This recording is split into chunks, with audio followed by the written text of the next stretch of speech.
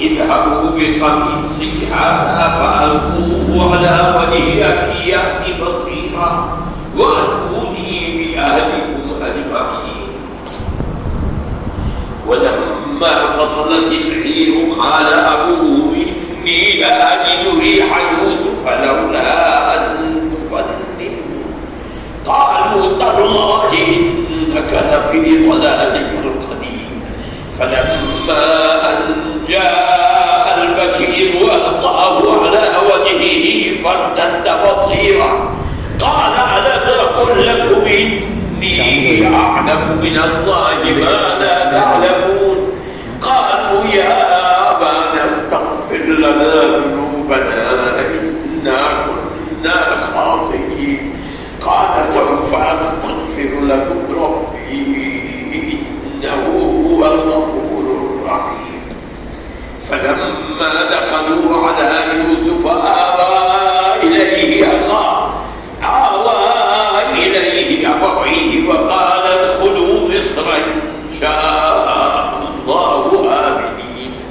ورفع أبويه على العرش وخروا له سجدا وقال يا أبت هذا تأويل رؤياي من قبل قد جعلها ربي حقا وقد أحسن بي إذ أخرجني من السجن وجاء بكم من البدو من بعد أن نزغ الشيطان بيني وبين إخوتي إن ربي لطيف لما يشاء إن ربي لطيف لما يشاء. ولما دخلوا عنه آوى إليه أبويه وقال ادخلوا مصر إن شاء الله آمنين.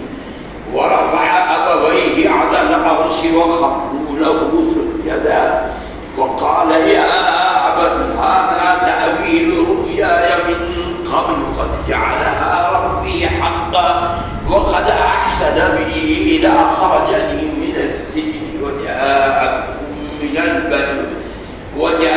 بكم من البدو من بعد أن نزغ الشيطان بيني وبين إخوتي إن ربي لطيف لما يشاء إنه هو العليم الحكيم.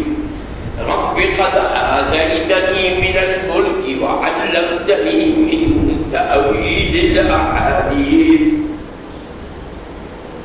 فاطر السماوات والأرض أنت وليي في الدنيا والآخرة توفني مسلما وألحقني بالصالحين. Thanks for watching. Don't forget to like, comment, share and subscribe to Al Wahid channel.